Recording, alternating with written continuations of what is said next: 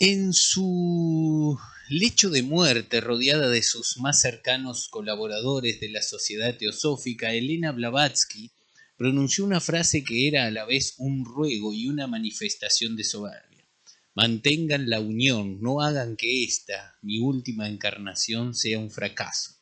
Con lo de su última encarnación afirmaba que había llegado a lo más alto de la evolución espiritual que podía alcanzar un ser humano, la que le permitía no tener que volver a este valle de lágrimas. En cambio, el pedido de mantener la unión aludía al cisma inminente dentro de la sociedad esotérica creada por ella, con la que pretendía lograr una síntesis entre la ciencia, la religión y la filosofía. Madame Blavatsky, o la Esfinge, como también se la llamaba, despertaba pasiones encontradas. Para unos era una conocedora profunda de la filosofía perenne, esa que atraviesa las bases de todas las religiones, una medium incuestionable, maestra espiritual y escritora de grandes obras de ocultismo y, por supuesto, teósofa, esa disciplina que ella misma había dado a la luz. Para otros era una impostora, cuyas supuestas obras eran plagios descarados y sus prácticas esotéricas un simple fraude. Decía que sus saberes los había aprendido personalmente de grandes maestros en la India, Egipto, Grecia y el Tíbet, pero no había pruebas de que hubiese realizado todos esos viajes. Más allá de las polémicas, Elena Blavatsky no solo ha quedado en la historia como una de las más famosas e influyentes ocultistas del siglo XIX, sino que sus obras más notables, como Isis sin velo o La doctrina secreta, siguen leyéndose como verdades reveladas, y su sociedad teosófica, lejos de haber desaparecido por obsoleta, sigue gozando de buena salud en pleno siglo XXI. No solo eso, el relato que ha quedado de su vida, una mezcla de realidad y ficción cuyas proporciones resultan difíciles de calcular, continúa leyéndose como el tránsito por un fascinante mundo espiritual. Elena Blavatsky nació en Yekaterinoslav. Espérenme un poquito. Elena Blavatsky nació en Yekaterinoslav, ahora sí, Yekaterinoslav, la actual ciudad ucraniana de Dnipro, por entonces perteneciente al Imperio Ruso, el 12 de agosto de 1831. Su padre, Peter von Hahn, era un coronel de origen alemán que se había establecido en Rusia al casarse con Elena de Fadeyev, una novelista de familia noble. Por parte materna era nieta de la princesa Elena Dolgorukaya, botánica y escritora, casada con el gobernador de Saratov. Tenía 11 años cuando murió su madre y quedó al cuidado de sus abuelos. Desde muy chica mostró ser una eximia pianista y, según su propio relato, estaba dotada de ciertos poderes psíquicos o sobrenaturales. Eso la llevó a interesarse por el esoterismo y leer algunos libros sobre el tema que juntaban polvo en la biblioteca de su bisabuelo, que había sido iniciado en la masonería a finales del siglo XVIII. Cuando tenía 17, en 1848, Elena se casó con el vicegobernador de la provincia de Ereván, Nikifor Vasilievich Blavatsky, de 40 años, ella 17, el hombre de 40, para poder independizarse de su familia. Pero después de 3 meses de unión lo dejó y huyó a caballo cruzando las montañas hasta llegar a casa de su abuelo en Tiflis. Según ella, seguía siendo virgen porque la unión nunca se había consumado en el lecho. Poco después comenzó su camino espiritual, con una serie de viajes iniciáticos por Egipto, Turquía, Grecia y Tíbet, un lugar por entonces casi inaccesible para los viajeros occidentales, aunque al parecer no para ella. Allí fue donde conoció a maestros que la introdujeron en los secretos de los saberes ancestrales que solo ellos guardaban. Por esa época, siempre según su relato, no solo aprendía de maestros de carne y hueso, sino también de otro que se le aparecía en sueños desde su infancia, un Mahatma hindú que le enseñaba mediante visiones. Ese maestro, al que los teósofos llaman Mahatma o maestro Moya, salió del plano espiritual para aparecérsele en persona en 1851, cuando Blavatsky tenía 20 años, en las calles de Londres, a donde había viajado para encontrarse con su padre. Más tarde, todo ese relato fue puesto en cuestión por el investigador de fraudes paranormales James Randi, quien denunció en su libro Enciclopedia de Quejas, Fraudes y Engaños de lo Oculto y Sobrenatural que en los años durante los cuales Blavatsky dijo haber realizado esos viajes y haber tenido esos encuentros con sus maestros, en realidad estaba en Europa trabajando como profesora de piano, jinete de circo y ayudante de un médium. De él habría aprendido los trucos que utilizaba para simular apariciones de fenómenos sobrenaturales y apariciones de fantasmas ante los clientes. Donde sí hay pruebas de la presencia de Madame Blavatsky es en Egipto, en 1871, porque allí fundó, más precisamente en el Cairo, la Sociedad Espiritista, cuyo objetivo era estudiar los fenómenos mentales. No le fue bien con el emprendimiento porque la flamante institución no tardó en ser acusada de cometer fraudes financieros y debió disolverse. Para escapar del escándalo, Blavatsky viajó a Estados Unidos, donde en 1873 comenzó a trabajar como médium.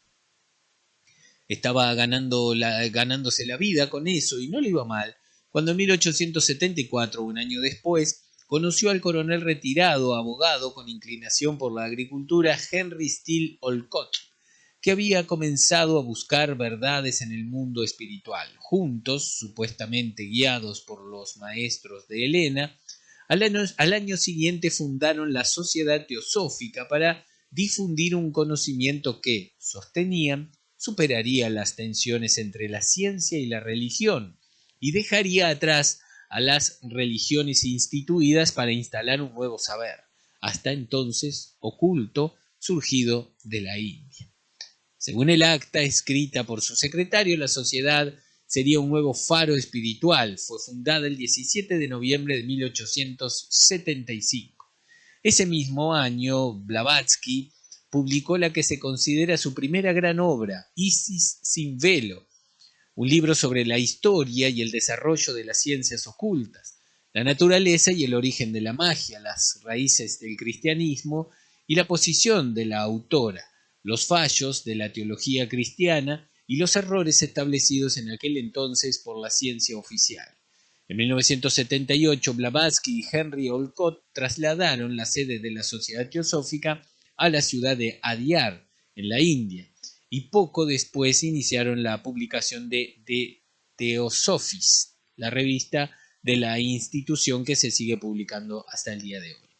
Con el impulso de la revista y los libros de Blavatsky, la sociedad creció rápidamente y atrajo a muchas figuras destacadas, no solo de la India, sino también de Estados Unidos y varios países europeos. Sin embargo, en 1885, nuevas denuncias por fraudes financieros y espirituales obligaron a Helena a abandonar la India y radicarse en Londres.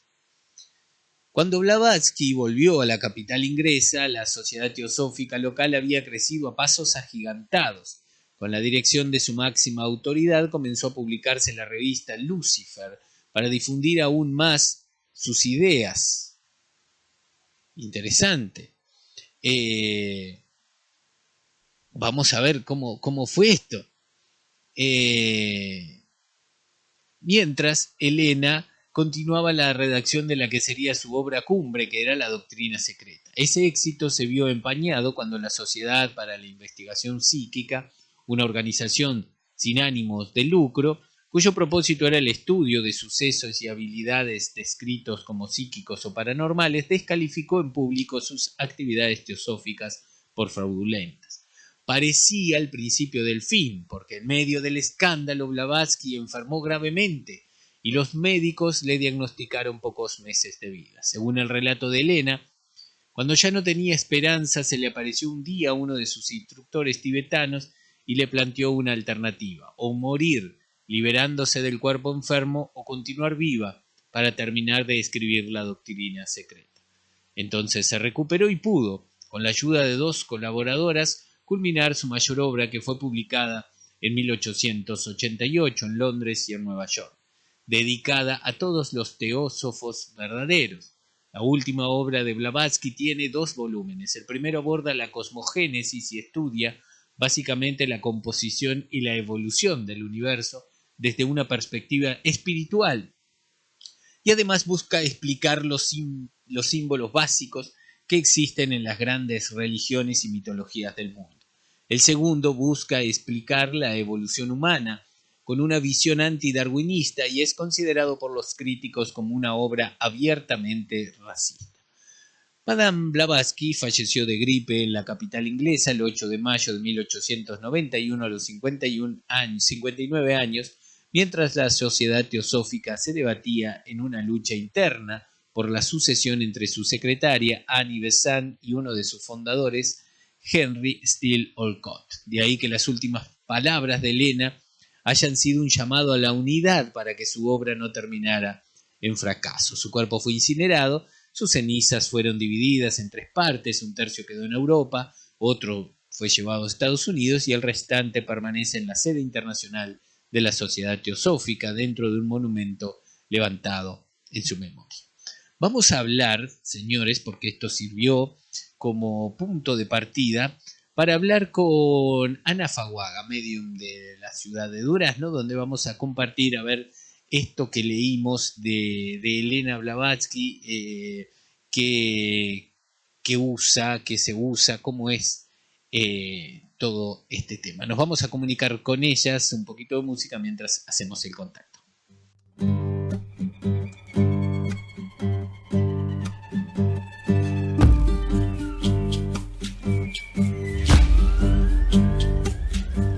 Maldigo del alto cielo la estrella con su reflejo, maldigo los azulejos, destellos del arroyuelo, maldigo del bajo suelo, la piedra con su contorno, maldigo el fuego del horno, porque mi alma está de luto. Maldigo los estatutos del tiempo con su bochorno. ¿Cuánto será mi dolor?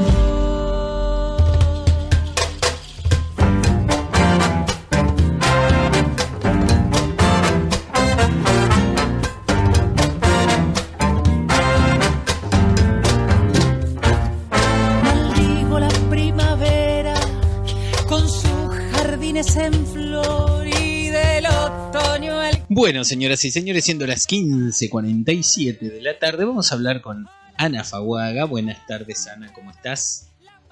Hola, buenas tardes. Gracias nuevamente por el espacio. Siempre será un espacio al cual recurriremos bastante seguidos porque me parece que es uno de los lugares donde más tenemos que aprender y a donde más tenemos que hacer nuestra apertura. Y bueno, y en este caso con la excusa de Elena Blavatsky, ¿qué es lo que te despierta a vos como medium, una persona como Elena? Bueno, yo no soy muy conocedora, como te decía antes, pero sí me ha inspirado varias de sus enseñanzas y he podido a través de ella experimentar algunos sucesos en mis sesiones.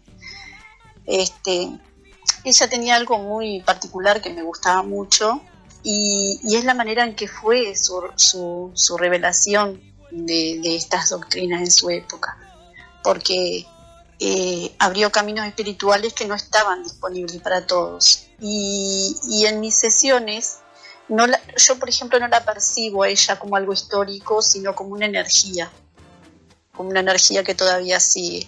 Yo pienso que ella es como un puente entre lo terrenal y, por así decirlo, lo cósmico. Creo que tiene una fuerza, que es lo que más me gustó, que desafiaban en esas estructuras que ya estaban establecidas para defender una verdad interna, ¿no? Que iba más allá de su época, que a veces son verdades que nosotros defendemos como terapeutas y formas también que tenemos individualmente cada uno. Claro, ahí está el tema un poco de lo que nosotros debemos de poner en contexto, ¿no? Estamos hablando de 1800, que una mujer, además, también, eso no era un detalle menor, pusiera públicamente todo un montón de temas en los cuales vamos a decir la verdad, desde muchos tiempos anteriores, se seguía como algo oscuro, como algo que no debía ser seguido. Sin embargo, esta señora, siendo mujer además, que eso le agrega otra cosa, se animó a eso. Exactamente.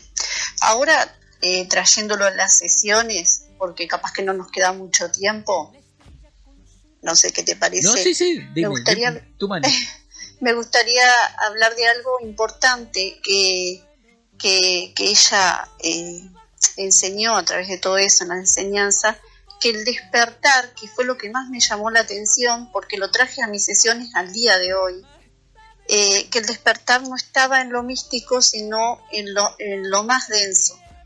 Y eso fue lo que más me llamó la atención, porque en realidad a veces lo veo, y lo vemos todo el tiempo, como que lo espiritual lo hemos puesto como en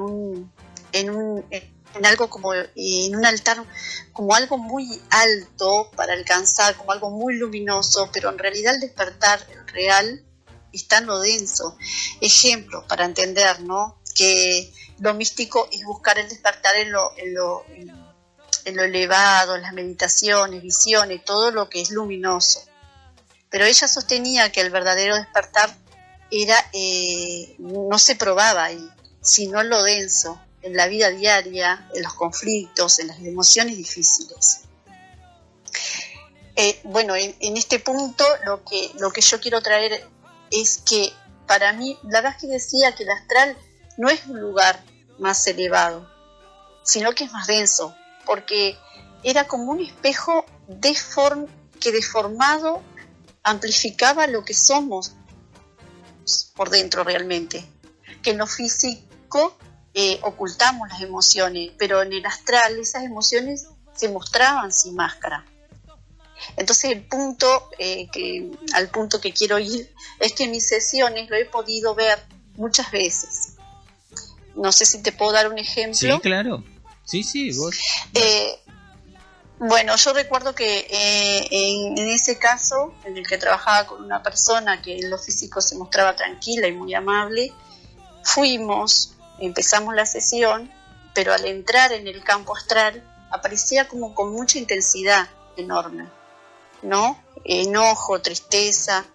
Entonces, gracias a eso, que no estaba expresando esa energía, al aplicarlo en el astral se hacía visible y tangible, y me mostraba cómo se presentaba, como por ejemplo a mí se me presentaba como una nube en el pecho, algo que yo no podía visualizar bien. Entonces, gracias a eso pudimos reconocer lo que estaba sosteniendo y trabajarlo y liberarlo también. Entonces, esta experiencia me mostró a mí que el despertar no está en lo místico, sino cuando enfrentamos lo denso que llevamos dentro. Bien. Vos hablás por ahí de situaciones que parecen del diario, y cierto, son de tu diario vivir, pero a veces uno le cuesta, digamos, vos lo que ves son, vos decías recién, como una sombra o una nube o algo así sobre la gente. Eso en lo astral. Ahí está, vos eso lo ves en las sesiones. En las sesiones, incluso a veces lo que no puede expresar en realidad ella en lo físico, o lo que no puede hablar, en ese lugar sí lo puede expresar. En ese lugar me puede decir todo lo que no puede expresar en lo físico. Por eso he podido en muchas ocasiones traerlo a lo físico y poder trabajarlo con la paciente. Bien ahí. Esa es una de las experiencias que, yo también soy aprendiz, ¿no? Estoy aprendiendo todos los días y aprendo con los pacientes que vienen, aprendo con ellos también, ¿no? Y en realidad eso me trajo a esa enseñanza de Elena. Perfecto. O sea, vos en realidad lo que Elena Blavatsky decía lo has vivenciado vos. Claro, lo he vivenciado la mayoría de las cosas. Genial. O sea que esto que la gente pone en duda, en realidad lo hablamos de que se pone más en duda desde el miedo y desde desconocer algo, que realmente... Exacto, ahí está. Que queda como un trato injusto, digamos, o al menos que se hace ya casi desde la burla en un principio, sin siquiera acercarse a ese mundo, ¿no? Exacto, a veces desde la burla, o a veces también lo experimentamos.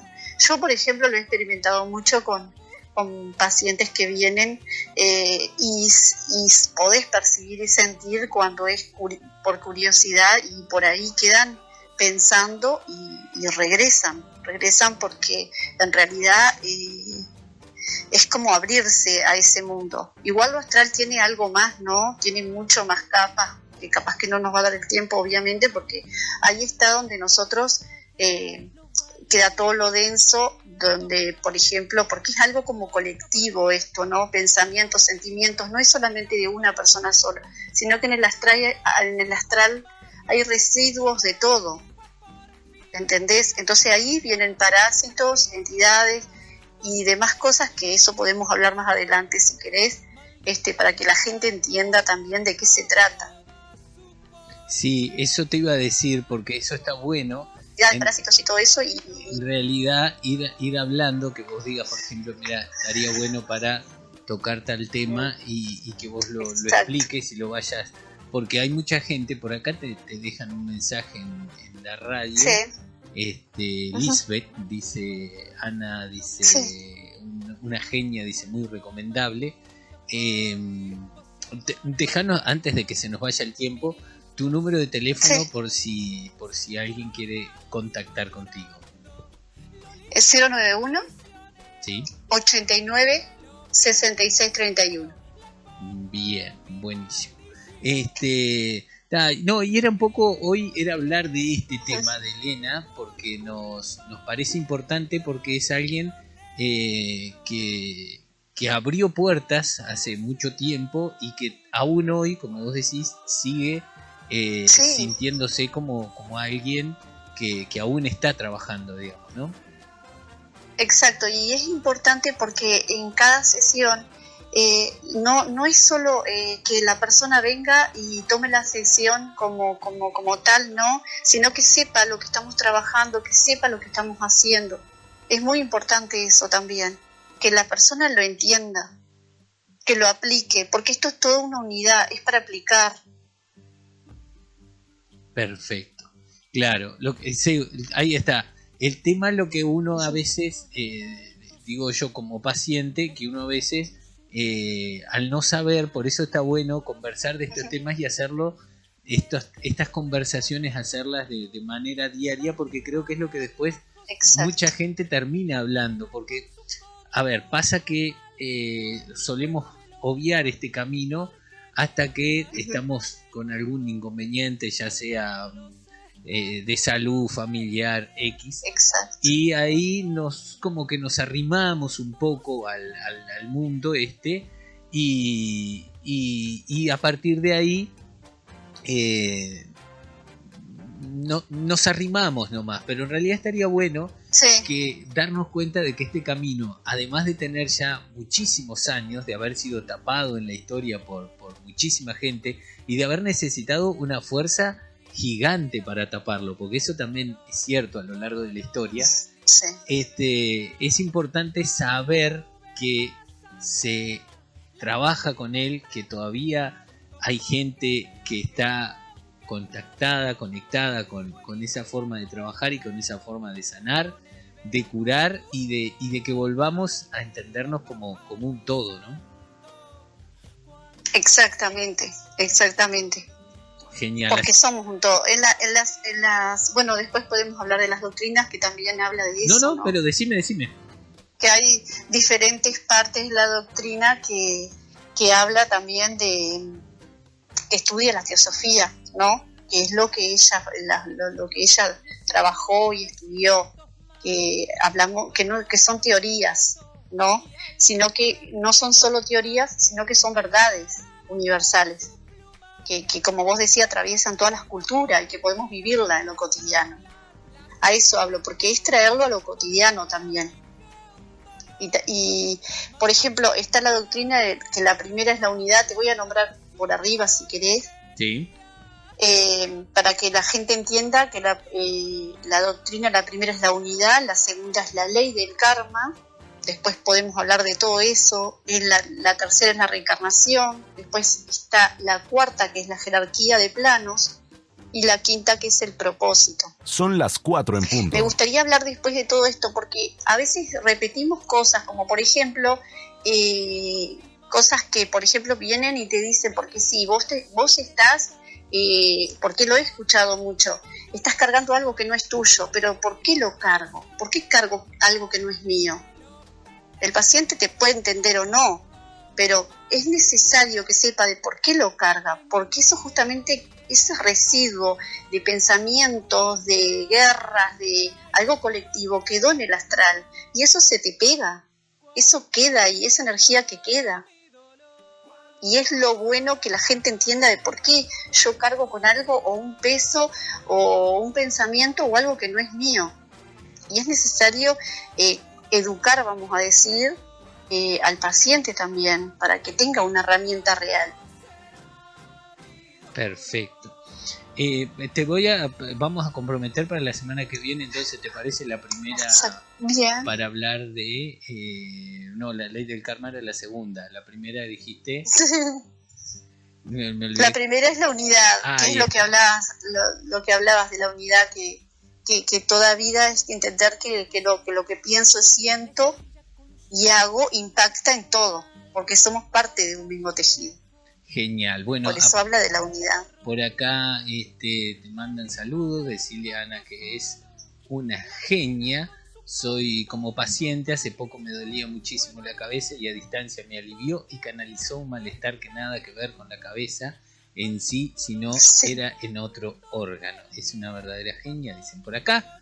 Así que bueno, te vamos dejando mensajes y de a poco yo creo que este contacto, en la medida que lo sigamos manteniendo alguna vez por semana para ir charlando distintos temas, y como dijimos la otra vez cuando comenzamos a charlar, que la gente que ha pasado experiencias y que vos mismo vayas contando las experiencias que has pasado nos va a permitir nos va a permitir conocer un mundo que yo creo que hoy es muy necesario para poder entender el resto del mundo que está pasando en la parte física.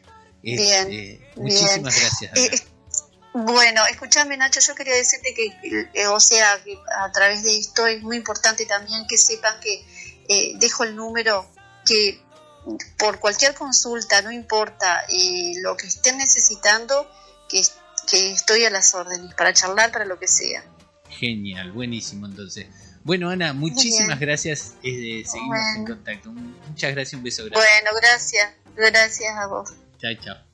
Bueno, señoras y señores, aquí estábamos con Ana Faguaga, medium, que estábamos hablando de lo que Elena Blavatsky nos permitía al abrir las puertas, hablando del tema energético, y tuvimos además un programa homenajeando a Santiago Chalar, así que un programa completito de viernes para dejarnos el sábado y domingo con el corazón lleno, la cabeza llena de consultas, así que la semana que viene volveremos a contactar en algún día con Ana para empezar a hablar para profundizar en realidad todo este trabajo que ella hace, que es maravilloso y que vale la pena que lo conozcamos.